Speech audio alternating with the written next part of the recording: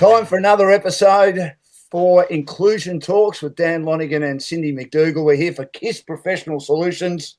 We're talking, of course, about all ability sport, and KISS Professional Solutions, our major sponsor.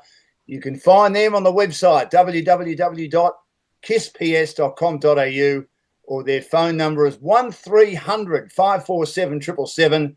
They're the largest independent provider of copiers and printers in Victoria. And whether a large or small business throughout Melbourne, Sydney, Gippsland, Shepparton and Albury, they'll also cater for businesses in Wagga.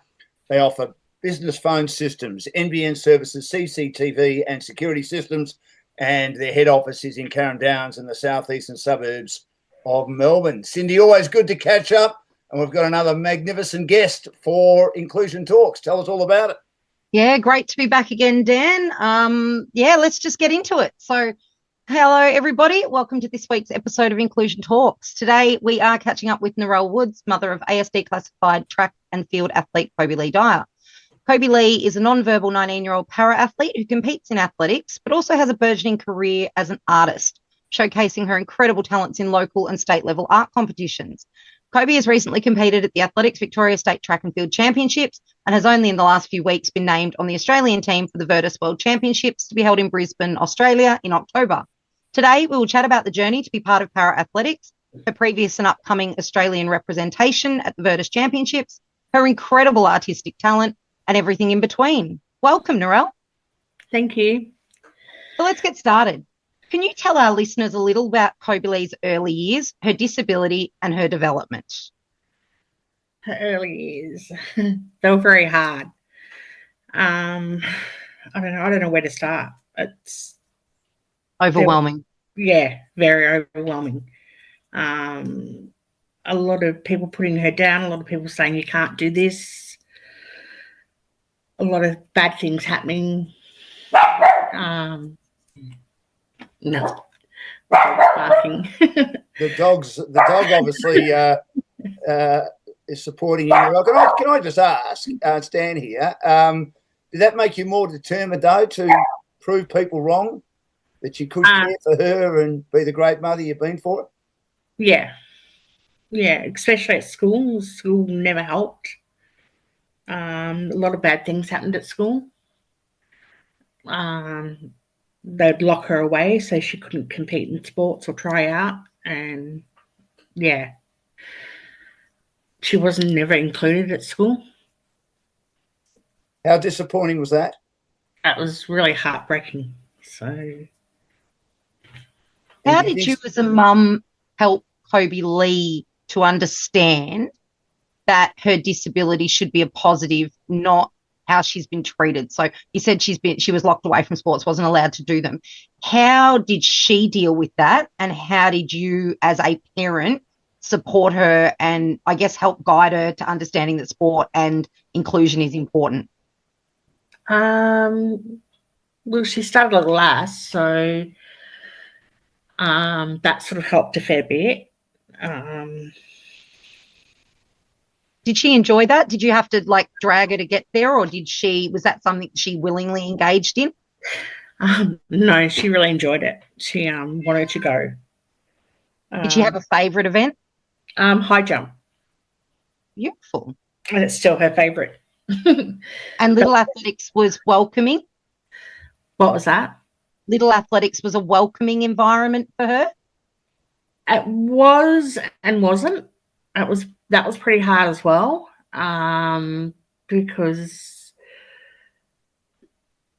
with little lass, you're not supposed to help, or when they have little competition stuff, you're not supposed to help them or be there with them, and speak to them and stuff. I'll explain, Dan. Some Little Athletic centres don't allow parents on the field of play, so even if your child is has a disability or needs support, there are not as much nowadays, but still happening, where parents are not allowed on the infield and not allowed to be. So those children are pretty much left up to their own devices, and you're relying a lot on the fact that there will be people who understand disability and can support your child. Well, my kids were kiting, Cindy and Narelle, and I remember turning up one day with a newspaper And another guy was with me, Rob Waters, a well-known sports broadcaster, and people said, what are you two idiots doing? You won't be reading those newspapers. You've got to be involved as a parent. And we had to. And we had to. Obviously, our kids are able-bodied, but certainly with the boys, my son was in a very big group. My daughter was in a small group. But with the boys, it was often only one or two of us. You had to write down all their performances. You had to do all the measuring. I mean, it was your job at the Kyneton Centre. I'm sure at most other centres that the parents were involved. I mean, you had a couple of the organisers there. They just oversaw it. It was the parents' job to do it. And I'm disappointed that some little lass centres don't do it. I would have thought it's uniform across the board. Yeah, no. So I always made sure I tried to help out. But if I was going over to help Kobi, I wasn't allowed to. They would get annoyed because she wasn't diagnosed with autism or anything at the time. They just said, she's shy, leave her alone, she's fine. There was always people saying, just leave her, don't help her. It was so hard. There was times where she just wanted to quit and give up. When did you first find an inclusive space for Kobi? Not until I met you. Well, not you, actually. Caitlin first. Yeah. Caitlin said, go find my mum. Yeah, and since I've met you, Cindy, you've showed me what to do, how I can go about things, and yeah. So if it wasn't for you, she probably would have given up athletics probably 4 years ago. I'm so proud to hear that. I hate that it had to be that for that to happen, but I'm so glad that was the experience. Now, Kobi Lee has got quite successful. You did mention that school was hard for her and that they weren't supportive of her sport. What led her to primary the school, path that she is now? Sorry? What has led her to the path that she is now? Like how does she compete? Where does she compete? She competes with AVSL, and she trains at Frankston. There's no team down our way for her to join. So we travelled to Frankston. Her coach is in Frankston, so that's a 40-minute drive there and then 40-minute drive home. So nearly 2 hours a day in the car we spend. Can you tell us a little bit about Kobi's coach, maybe? She does who she trains with. Is she with an able-bodied squad? Yes. She's with Chloe Stevens, who's really good. She's great with her. Like with Cobes, you can't touch her or anything. She doesn't like people touching her or anything, but her coach can actually touch her and push her. And because we'll get to training, and some days Kobi won't train. She'll just have a meltdown. It's nothing to do with not wanting to do it. It's something's happened in her head, and yeah, It's been a trigger. Yeah, and I have to try to work that out as a trigger. Sometimes I can't, and we just say, all right, let's go. We'll go home and drive home again. But everyone she trains with, they're all able bodies, and they're great with her. They'll try to push her as well. What sort of adaptations does her coach make? Like when Kobi is obviously elevated but can still compete, to train, what are some of the things that her coach does to help support her? I'm not sure because I don't hang around. I go back to the car while she's training because if I'm around, it sometimes can make her worse. So I don't really see what happens in training. So that's something that you give her the independence in. Yeah. It's fantastic that she can do that and that you are confident in her coach's abilities in being able to guide her to where she needs to be. What does her training schedule look like? You said you have a lot of travel and that you have to go to Frankston. Does she travel often? We go to Frankston twice a week. She does her training with Chloe up there. Over the track season, it's 3 times a week she trains with her. And then any events and all that, they're always in Melbourne, so that's only a 2-hour drive for us. So, yeah, so a lot of travelling. I'm lucky I've only got one child doing athletics now. I did have 2. Had an able body as well, but he's moved out of home on the other side of the city, so he had to give up athletics because of uni. So, yeah, and he was a cross-country runner. There was a lot of travelling then. You mentioned that Kobi Lee didn't have a diagnosis when you first started Little Athletics. Can you explain to our listeners what her diagnosis is and at what age that came about? Well, she's actually selective non-verbal. I got in trouble for saying non-verbal, but she can talk. She'll talk to me. She just can't talk to other people because her anxiety gets that high that it stops her from talking. She wants to talk to other people, but it just won't come out. She was diagnosed, I think, at age 12. So she was late because everyone just kept saying, no, she's fine, she's fine. And also with her autism, there's a lot of other things that come along with it, not just not being able to talk. She can't touch metal, so she can't touch door handles. She could never touch the starting blocks because they're made out of metal, which she can now. She would do relays and the battens. Not when we were younger. So she can touch the starting blocks now. She's got used to that. So that's something that's come about directly because of athletics, like that's built her capacity to be able to, I guess, cope with metal? Yes. Yeah, but she'll still won't touch door handles. How does it impact her at competitions when, say, she might have to be in a staging area, and I know they have to sort of find themselves their way to the toilets and things like that? Is she allowed to have a support person with her for that? How do you guys, I guess, manage that, those barriers to participation? When she's what? Sorry. When she's, say, at a call room or waiting for an event or in an event and may need to go to the toilet or be taken into rooms that she's not familiar with, how is there a support person with her, and how do you and Kobi manage situations like that?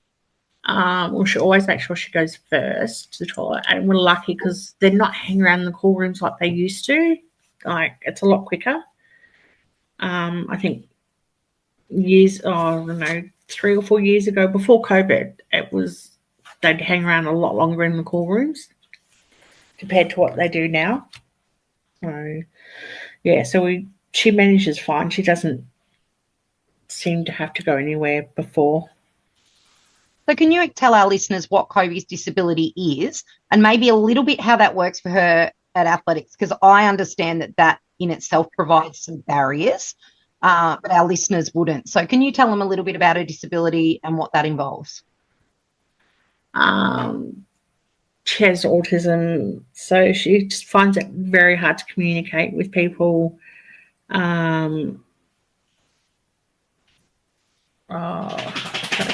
It's so hard. Why is it hard, Narelle? You just because I don't know. Bad memories? No, some does, but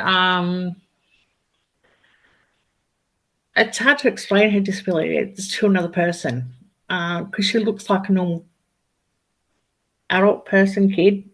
Yep.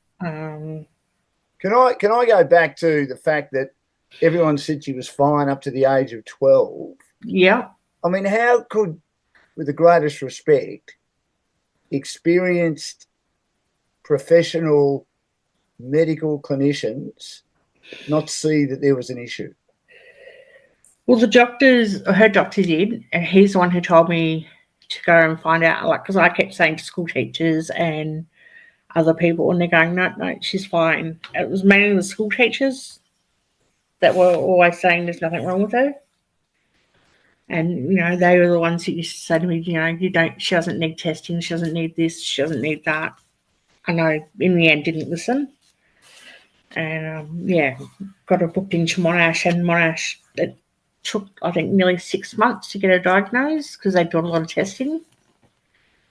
And, So, Dan, for a lot of children with autism, and I'm generalising, especially girls, they can be very good at masking and come across as shy or come across as a little bit introverted, where in actual fact it is something that fits quite in its nice little box. As horrible as it sounds, it fits perfectly as autism.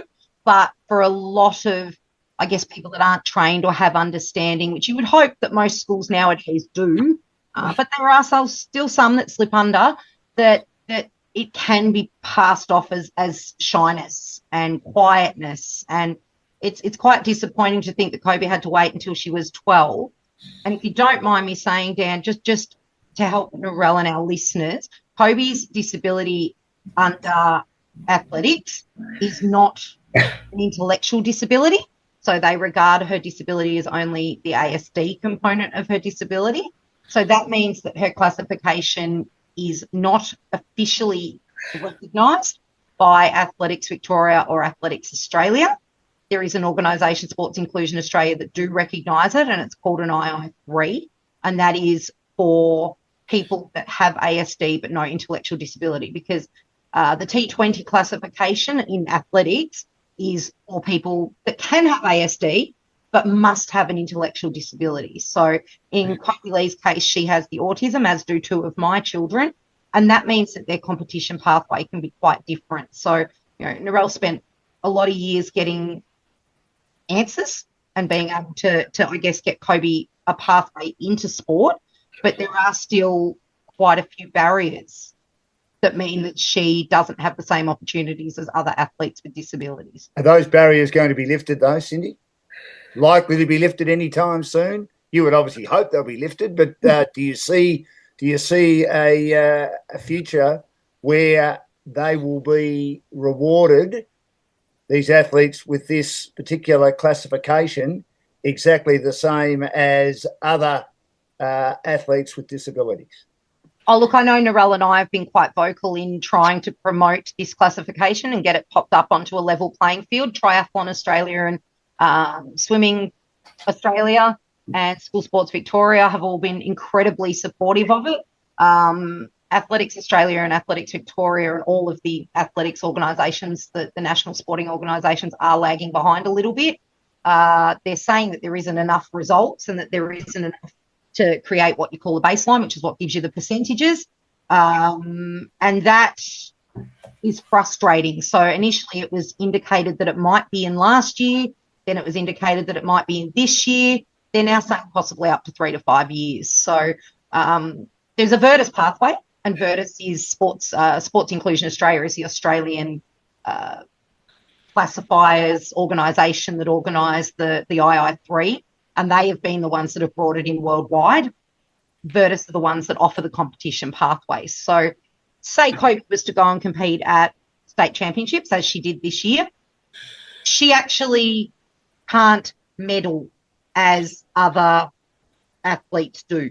So in some cases she might be lucky and be given an invitation medal, and I'm not sure if you've ever had that happen, Narelle. I did last year, year before. This year, no, they were actually quite rude to her. And that's something that's commonplace, isn't it? Yeah.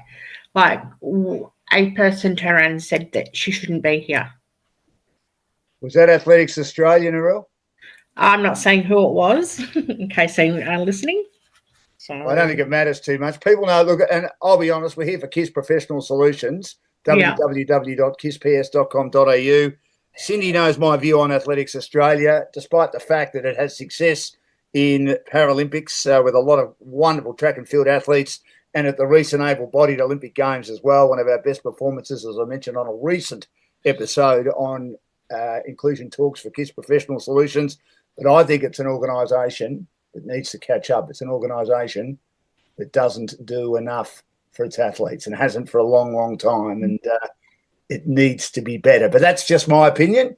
People have a different opinion. And I know Cindy, who does so much work on a volunteer basis, and you too, Narelle, probably have to have a different view. But my view is that I think it's an organisation that is a long way behind many of the other organisations, sporting-wise, in this country and around the world. Just my opinion.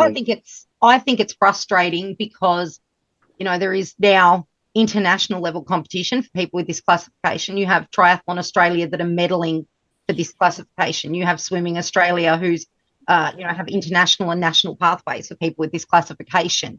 It is frustrating, I think, and I'm sure Narelle would agree with me that there are children out there. There are people that want to engage. There are swimming went from the first year my girls did swimming, my girls were the only 2 for that classification. This year, I think there were 19 or 20, and that's in 3 years. So, and that's with not a lot of promotion, I guess. A lot of the littler centres and the regional centres still don't understand that that's an option for a lot of them. So, look, I think it's frustrating, and I think it can be quite disheartening, especially for athletes like Kobi Lee, who have to put in as much work, if not more work, than their able-bodied counterpart to be able to get up to a state level, and to basically go there and be told there's not enough boxes ticked, there's not enough, we don't have enough research, we don't have enough, you can come and you can look good and you can make us look like we've got numbers, but you can't have a medal. It is incredibly frustrating. Unfair. What annoys me more too, I still pay the same amount of money for her to compete and get nothing.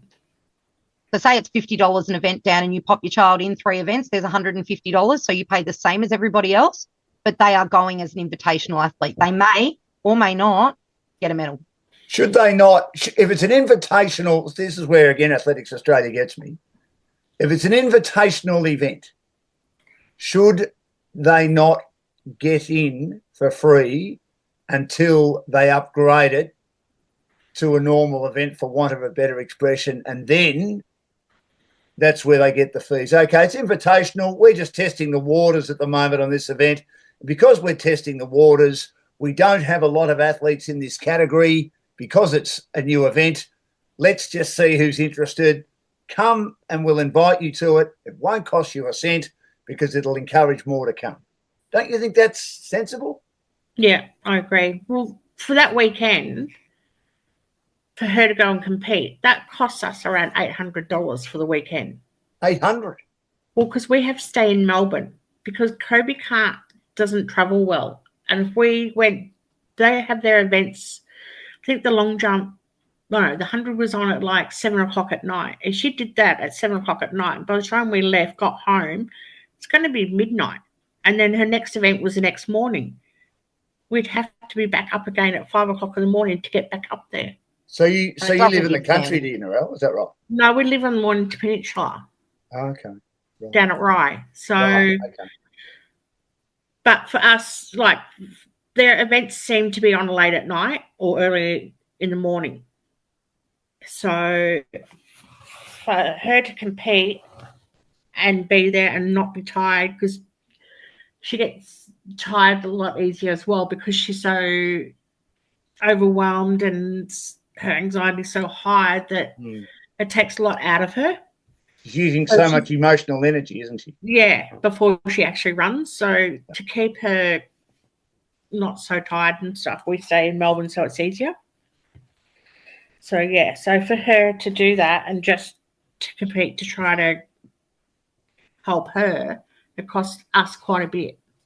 So my frustration, Dan, and I'm just going to interject on Narelle, I wouldn't even care about the fact that we have to pay for it. I have and it is just a personal view, I have a personal frustration that an athlete can come from South Australia or Queensland or New South Wales and compete as an invitational athlete and get an invitational medal. Yes. But an athlete that is listed in the program is literally told when they pay for their events that they are invitational, and yet they get nothing. I find that is, to me, really frustrating and disappointing that a person with a disability is coming in as an invitational, is still being there, giving them their numbers, giving them great coverage, showing that there's numbers in the events, but they are not on the same level pegging as an invitational athlete from an able-bodied or para. It's not just para, it's able-bodied as well. From a different state, they can still get an invitational medal.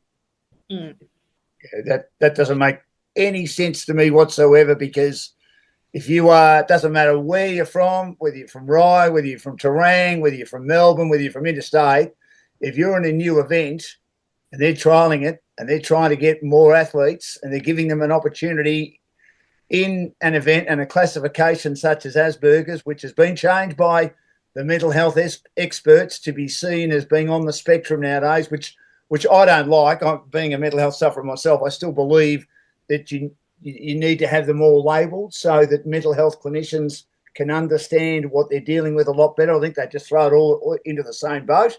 We're not here to talk about me for Kids Professional Solutions and Inclusion Talks, but from my experience, I just think in this situation, you've got to be if someone wants to become an athlete and try and improve themselves in a tough situation, I think that there needs to be an incentive, and an incentive is it's an invitational event at the moment, so we're going to allow you in. It won't cost you a cent, and I think it'll take off magnificently. Just my view.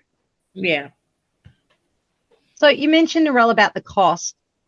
That must be incredibly frustrating because, as most of our listeners that are involved in athletics would know, but a lot that wouldn't be involved in athletics, it isn't just a matter of turning up for an event. You have ridiculously high affiliation costs, about $400 or $500 for an athlete to sign up for the season.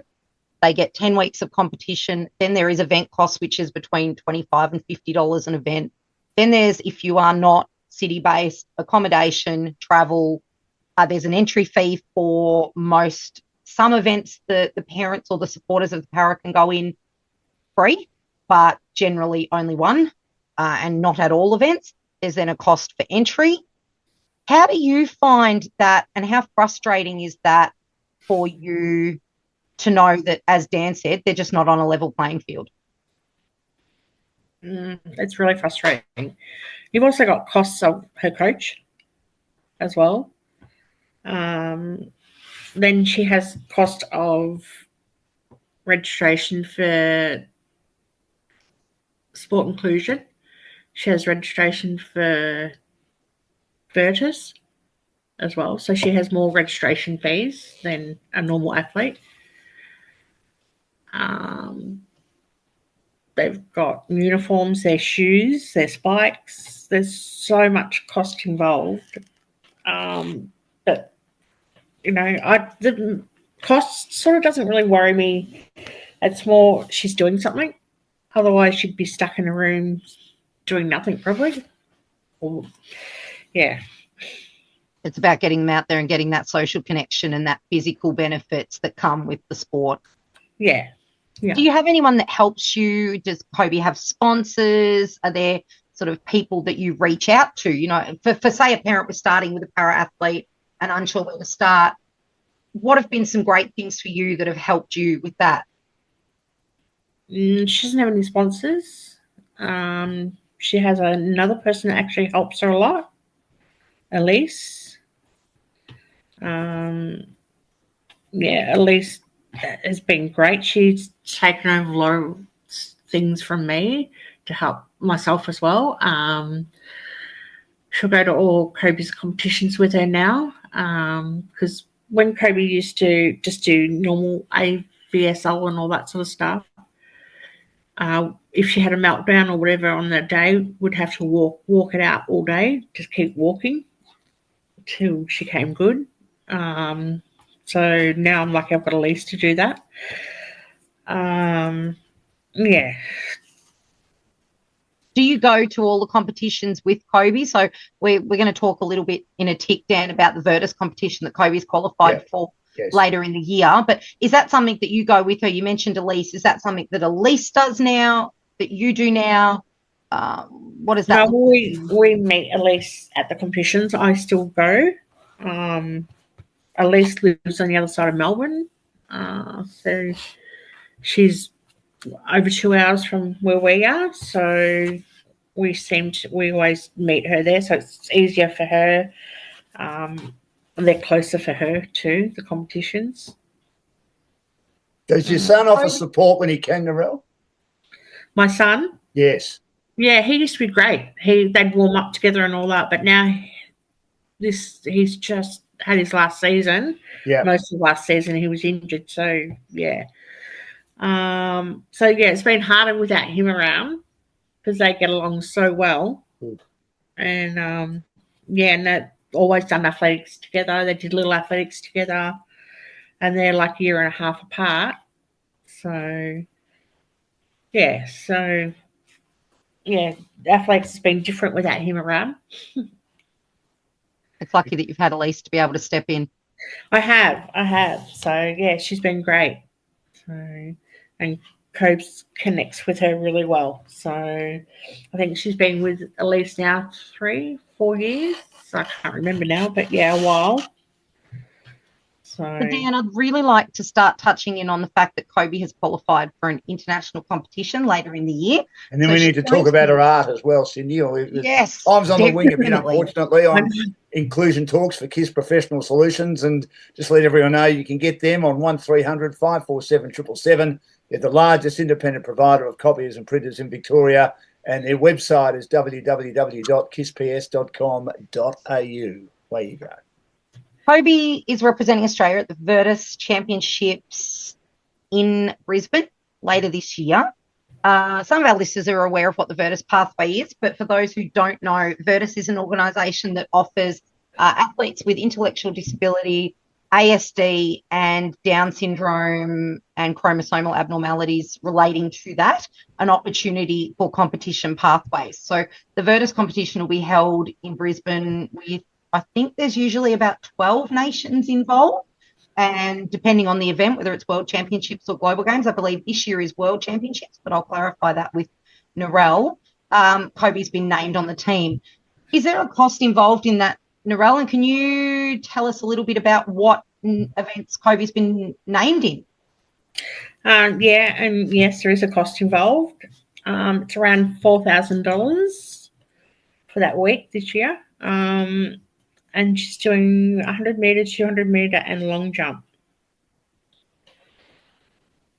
And so they'll be held over a week in Brisbane. Is that something that you'll get to go and watch her compete in? Yeah. I actually get to go, yes, because it's in Australia this year. So we're lucky that it's here. Where do you find the money for that, Narelle? 4,000 is a lot of money. I mean, most people, it's not money that just falls out of a tree for them, does it? No, I try to do some fundraising, GoFundMe page. She sells art, her paintings.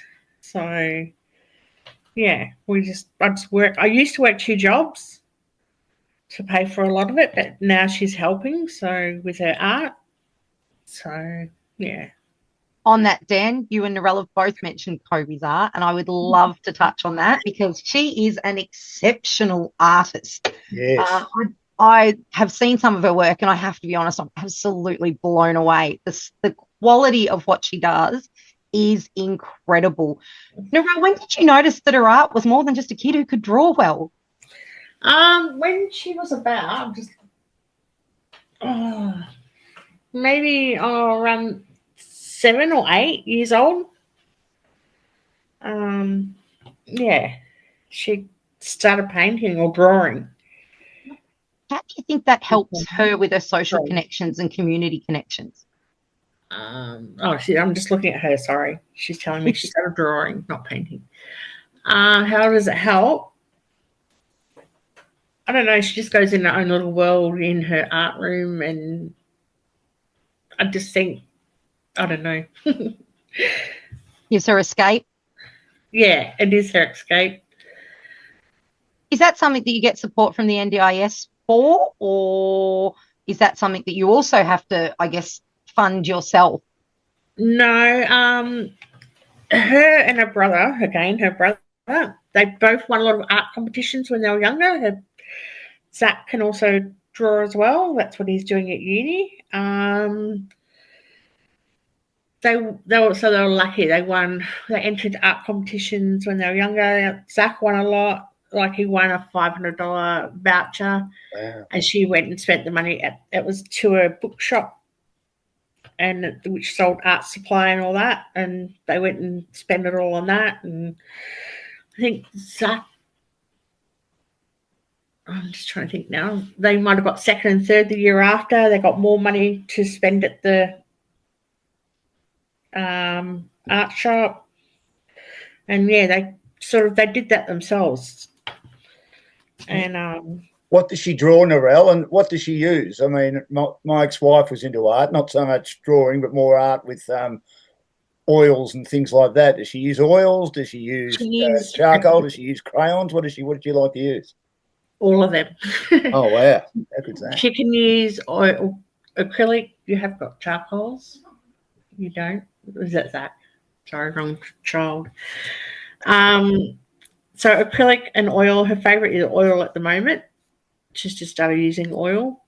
Good. She's entered a few art competitions and done well. You want to give a plug to her Facebook page, Narelle? I'm trying to. Oh my God. Kobi Lee Art, I believe. Yeah. Yes. I was trying to remember to get the right word. Because yes, Kobi Lee Art is her Facebook page. Is that one word? Excuse my ignorance, Narelle. COBYLEE art, correct? No, KOIB-LEE and then ART. Very good. And what does she like to draw? Is there a particular genre that she likes to do more than anything else that she's really prolific at, or she likes to branch out? No, animals and what? Landscape. Animals and landscape she likes. She doesn't like doing people. They're too hard. I don't blame her. Is that all? Yeah, just animals and landscapes. So if she's doing landscape, could she go outside and look at a landscape? Obviously, the Mornington Peninsula is a beautiful part of the world where you're based. Could she go down to the beach down there, and if you're with her or someone that she knows is with her, could she draw the ocean? Could she draw mountains? Could she go to a football ground and draw mountains behind them, beautiful scenery that might exist? Yeah, but she also likes doing photography. So she goes down and takes hundreds of photos of wherever, or she'll take her camera with her everywhere we go. And she'll just take hundreds and hundreds of photos, and she'll find one she'll like and she'll paint it from the photo. Excellent. Well, we might try and see if we can put a couple of those up, if you guys are okay with that, on our podcast when we finish it. And obviously it sounds magnificent. Kobi Lee Art, KOBIE, and then Lee after that, and Art. So that was wrong. Probes just said that was wrong. She did. what I've just said? Yeah. Go on, say it again, Narelle. I'm happy to get it wrong. Sorry. Okay. It's KOBI then dash LEE. Sorry about that. KOBI-LEE art. Sorry about that. But okay. look forward to seeing some of the pictures. That'd be great. Yeah. Definitely. Now, Dan, I'd really like to get some questions from Kobi, and I gave them to Narelle prior to our podcast to get Kobi Lee's take on the questions, because I would love to hear a bit about her experience and her loves. So if you're happy with me doing that, Narelle, I would love to ask some of those questions. I'll try. What is your favourite part of athletics, Kobi? Is it the track event, a field event, the crowd, or being with your friends? High jump? No, she doesn't know.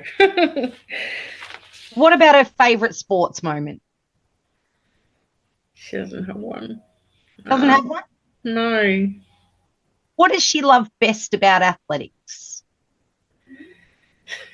She doesn't like these questions. She doesn't, It's just like, no. What would she like? Do you have a favourite athlete? Is there another question she'd like? Just ask her to... I don't know. She doesn't like us to know much about her. Right. What about her favourite athlete? Does she have a favourite athlete? Who inspires her? No one. Her. I think she should say she's her inspiration, because she's amazing. I could say Caitlin, because Caitlin gets... When we go to country, or even when Caitlin was at state in Melbourne, she likes competing against her because it pushes her. They have such a great rapport, and it's something that's built over the last few years, Dan. I remember countries a few years ago up in Bendigo, and Katie and Kobi would just perfectly in their own world. And it was so nice to see, they were competing together and supporting each other. And it's one of the most beautiful things about athletics is the friendships that you make. And it doesn't matter whether someone can talk or can't talk, or whether they can run with you or they can't. It is that primal friendship that comes about, and it's something that is just incredible. Mm. Now, I just wanted to ask one more question, Narelle, from me. Yeah. How are we going in regard to recognising athletes who have disabilities in regard to achieving their dreams? Do you think we're better than we were, or do you think we are a long, long way away from where we need to be? It's getting better, but it's still a long, long way away. It's needs more inclusion. How do you think we can support that? We need to keep pushing for more and helping people understand.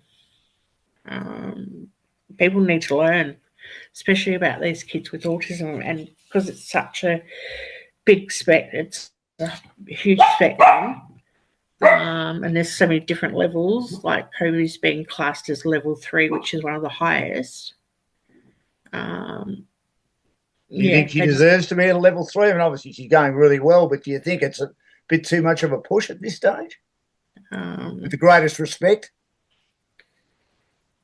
No, I don't know. I think that the spectrum is quite wide, and I know with my children they're regarded as level 2. There's some things that they're clearly level 1, and some of the other things they're level 3 on. And I think that's as Dan said earlier, that it's really hard when they're just put into this one great big box of autism that, some of mine would have been classified as the old Asperger's. Some of the others would have been, regarded at the lower end. And I think it makes it hard, because I think in sport, people hear ASD and they instantly think nonverbal, not able to toilet, not able to look after themselves. But then they also see really capable and really verbal. They don't understand that there is so much in between that can impact how those people can connect with their sport. I'd love to ask you a couple of questions, Narelle. What's been your best memory of Kobi Lee in her sport? When she went when she decided to do regions in little athletics.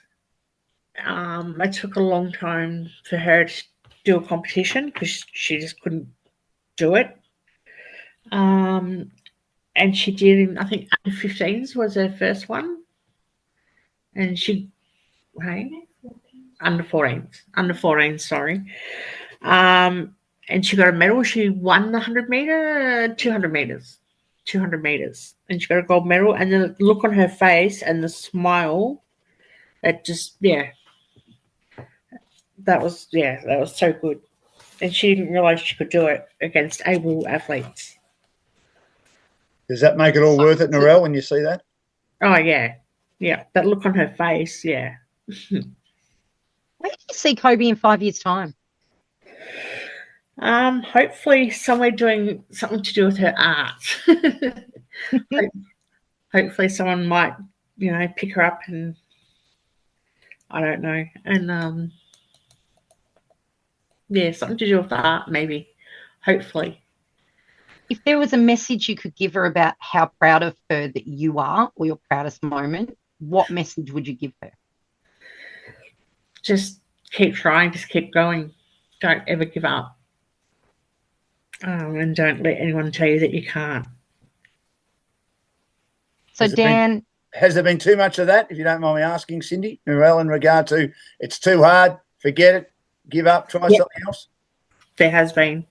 And too many people tell her. So, yeah.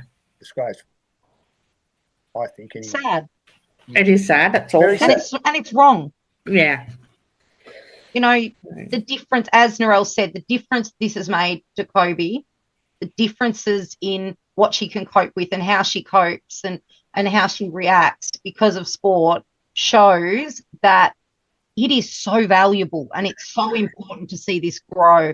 And it's such a shame when you hear people like Narelle saying that there is still so much bias and so much barriers and so much I'm going to say sadness, because that's what it creates for the people involved, to stop them from being able to achieve what people could achieve from sport. Yeah. So, Dan, we've got Elise, Kobi's support worker, who Narelle's mentioned throughout the broadcast. She's actually coming on to our podcast. She's a para-athlete and para-sport inclusion champion, and we're going to be welcoming her in the coming weeks. She's actually been heavily involved in para-sport and is incredibly accomplished in her own right. I have to say, I think that Kobi Lee's blessed to have her. You know, she's got an international level coach who has taken an Olympic team, and she's got a support worker who's a para-athlete herself, and then she's got a mum who's incredibly passionate. I don't think you could ask for any more incredible people to be in your corner, and people who can help promote all of these benefits any more than what these guys have done. And they've broken down so many barriers and are continuing to break down barriers. And I truly hope that Kobi Lee can continue in her sport, because it is so important to get this out there and get people realising that the benefits that can come from it. And Cindy and Narelle, I need to say this for KISS Professional Solutions, that I'm still working on getting an official from Athletics Australia on to talk about this, to see what they can do, to see what their view is on obviously all ability sport and what more they can do. I think there's a lot more they can do. Donuts at the moment, but I'm pretty persistent when it comes, having been in the industry a long time. We'll keep pursuing it, and hopefully that can be another guest down the track on Inclusion Talks. Cindy. Yeah, definitely. And I think that's why we have such incredible people like Narelle, who are so passionate in creating pathways for their children and, you know, for people with a disability. That is what this is about. It is about finding ways to get people to talk about their experiences, the good and the bad, to help promote and build opportunity. So I'm so grateful that you've come on today, Narelle. I know it was incredibly hard for you to do this. You're not a publicity person, so it was a big thing for you guys to do. And I love that Kobi Lee's been in the background and letting me know that she doesn't like my questions. It means I have to work harder. I like that. And issuing instructions too. It's been fantastic. It's kept me on my toes as well, Narelle. It's been great. Thank you. And thanks very much to Cindy as well, who's done a great job, as she so often does, for Inclusion Talks. We'll have another episode next week for KISS Professional Solutions. They're the largest independent provider of copiers and printers in Victoria. We're the largest small business in Melbourne, Sydney, Gippsland, Shepparton and Albury. They offer business phone systems, NBN services, CCTV and security systems. They're based in Carrum Downs, and they take pride in going the extra mile for our customers, aiming to retain them for life. I hope you've enjoyed the episode with Narelle and also Kobi Lee, and Cindy, of course, running the show. We'll be back with another episode of Inclusion Talks next week. Enjoy this week.